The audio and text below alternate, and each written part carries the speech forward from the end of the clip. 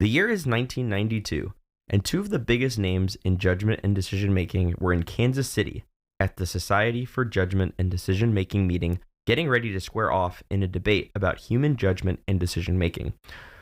One of those was Danny Kahneman, an icon in the field and one of the founders of the heuristics and biases paradigm.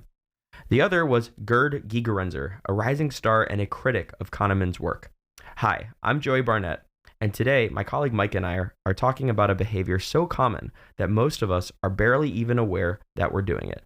I'm talking about decision making. Yeah. We cracking that shell now. Abby, Ben, Mike, Joey, let's go.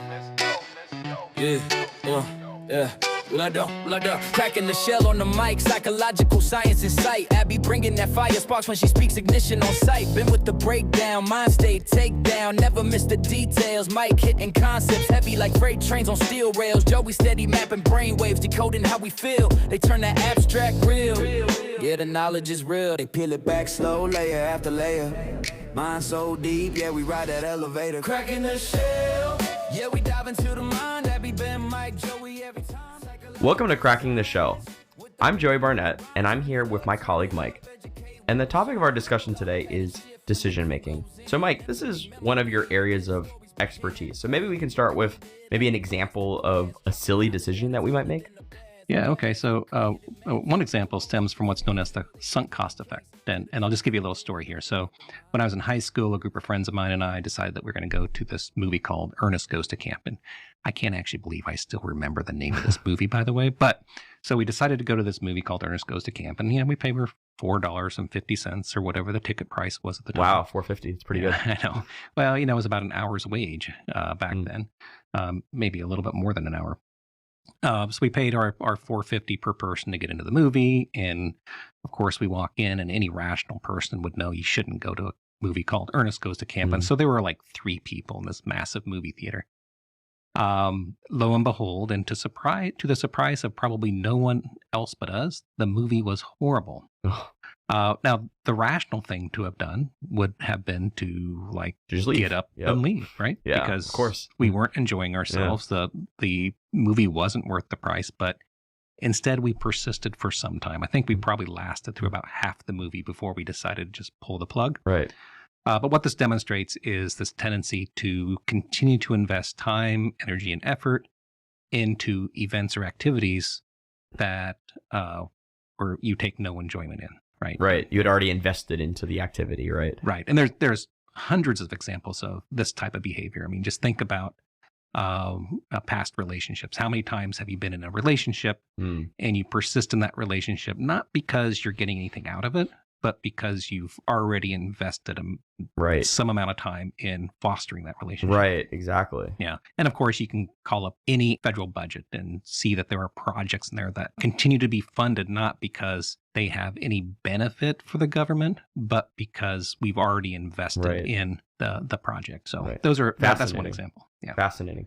Yeah. I've also heard of this effect called the endowment effect. What is that? And maybe can you give some examples? Yeah. No, this is a fascinating an effect, if you ask me. So the idea behind the endowment effect is that we tend to place more value on things that are already in our possession. And, here's just a kind of a silly example is, say you buy a lottery ticket. So you might spend $3 for that lottery ticket. Now, once you take ownership of that ticket, it now takes on a special meaning to you, right? And, part of this is that, if that happens to be the ticket that wins, you're going to really regret having traded it away. Oh, you'd feel terrible. You would totally feel terrible. And so ultimately what this leads to is this sort of irrational behavior that if someone comes up to you and offers you $10 to buy that ticket off you, most people in this situation will tend to decline that offer. It's fascinating. That's irrational, right? Yeah, even though you could buy 3 additional tickets and have $1 left over for a pack of gum with that $10. Yeah, the rational thing would totally be to take the money, right? Yeah, buy 3 more and then you increase your probability of winning. Yeah. So these are some examples, and you started this off with this idea of a silly decision, but they can have some pretty consequential effects. So just to give you an example of a sunk cost effect that was actually a life or death situation back in the I want to say early 90s, but it might have been before that, a group of firefighters that ultimately ended up dying before they made it to a safe area. This was a forest fire in Colorado, and they have this group of firefighters who parachute into hot zones, and their goal is to set up fire lines to prevent the spread of fires. Well, in this particular case, the fire spread more quickly than they anticipated. The wind shifted, and they were instructed to get out of there as fast as they could. And so, of course, they have their pre-planned routes to get to these so-called safe zones. And of course, when they are parachuting in, they're also parachuting in with 100 pounds of gear. A chainsaw, their axe, their safety gear, and a variety of other things. And so, of course, they're trained to you pack it in, you pack it out. Right. In this particular case, many of these firefighters died within 100 or 200 yards of the safe zone. And in almost every case, they were still carrying their gear. Right. And they invested all that time carrying it. Right. And you just have to imagine that had they been willing to drop that gear, they probably would have moved much more quickly and made it to the safe zone. Right. So this is oftentimes cited as an example, a real world example. A consequential one. Consequential of the sunk cost effect. So how does the sunk cost effect relate to this idea of heuristics? Yeah, so when we talk about heuristics, we oftentimes talk about it hand in hand with this notion of a bias. And biases are defined relative to so-called optimal models or rational models. And in the field of judgment decision making, we oftentimes point to, say, economic models like subjective expected utility and probability models like Bayes' theorem as the optimal objective models. And so when people are deploying heuristics, oftentimes those heuristics lead to outcomes that are consistent with the optimal model. But if you set up the decision problem in a particular way, you can get people to deviate from those optimal models. In fact, one of the ways you can identify that people are using heuristics is by virtue of the biases that they lead to, right? So you can set up these very predictable environments in which people engage in a behavior that is inconsistent with the optimal model. So that's the relationship. And with the endowment effect and with the sunk cost effect, these are examples of where people are often engaging in decisions that are counter to what the optimal model, subjective expected utility, would suggest they should do. Right. And so that's really what the sunk cost fallacy really shows us, right?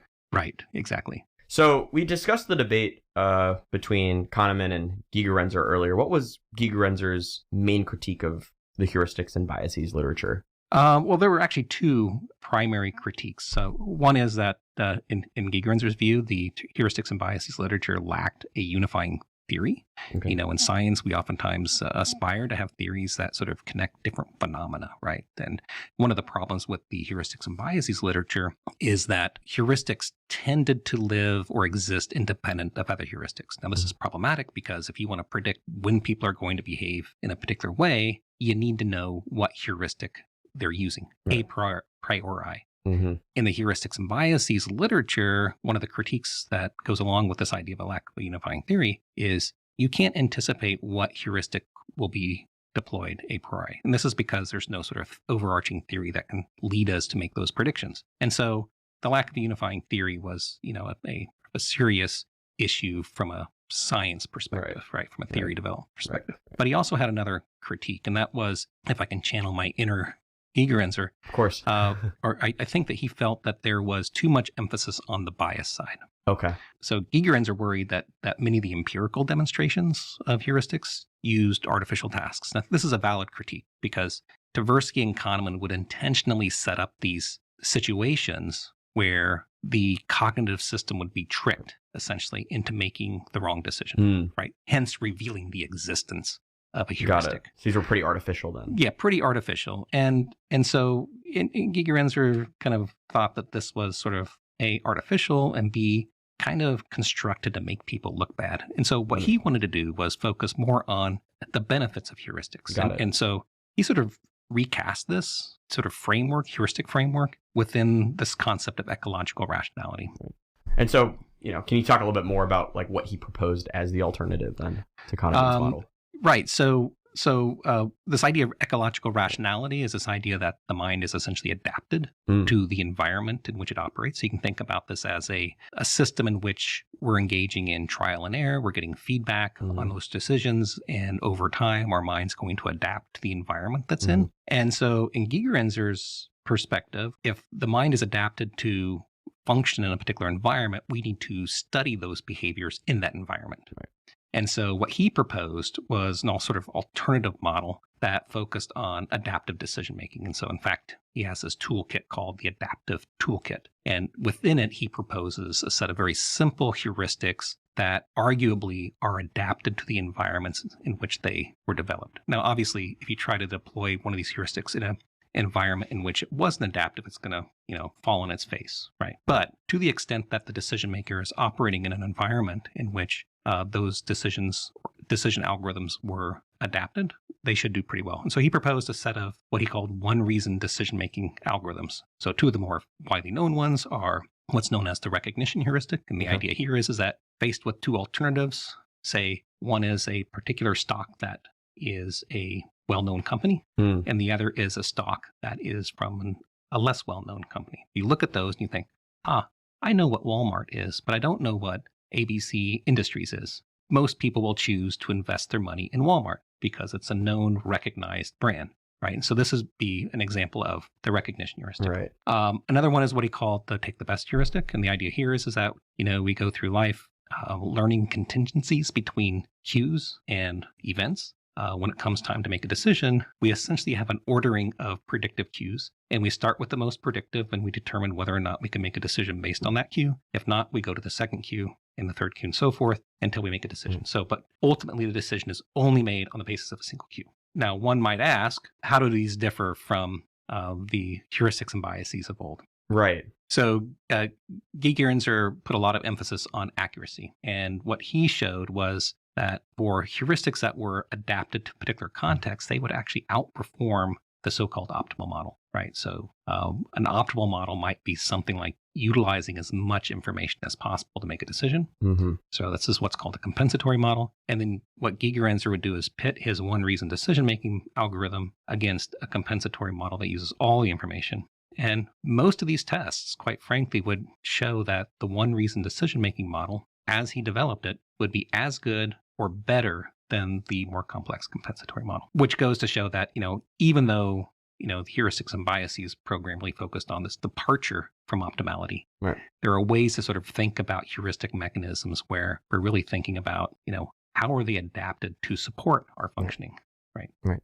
Well, Mike, this has been really fascinating. And, this is such a relevant topic, right? So if you want to learn more about these topics, there's some really great resources online. This is one of the most studied topics, right, in psychology. So till next time.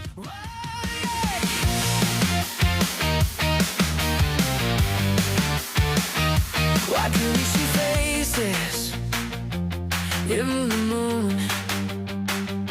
Is time an illusion? What makes a tune? Why are you here? Where did you go? Do you wanna know? Do you wanna know? Do you wanna know? We're cracking the shell on psychological science. We're cracking the shell on psychological science. We're cracking the shell on psychological science. This podcast is a joint effort of Abby Nicholas, Ben Jones, Mike Doherty, and me, Joey Barnett. Huge thank you to Suno AI for the music.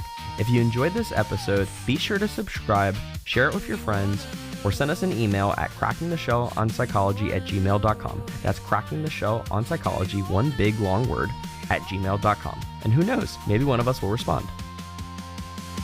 We're cracking the shell on psychological science.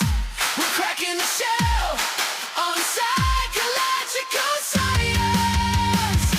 We're cracking the shell on psychological science. We're cracking the shell.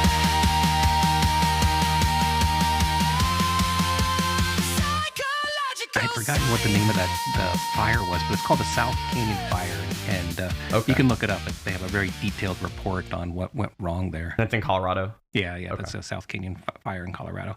The endowment effect is remarkably common. It's the type of thing that leads to people holding who have garage sales marking up their prices to a point where the prices far exceed people's willingness to pay. This is really funny. This kind of reminds me, I have a a relative who has really old music equipment, and not the valuable kind, but just like really old music audio equipment. You know, its value's probably zero, right? Yeah. And you know, they keep it because they keep insisting that it has value and that they could sell it for a lot, but in reality it's basically worth nothing because it's so obsolete, right? Yeah.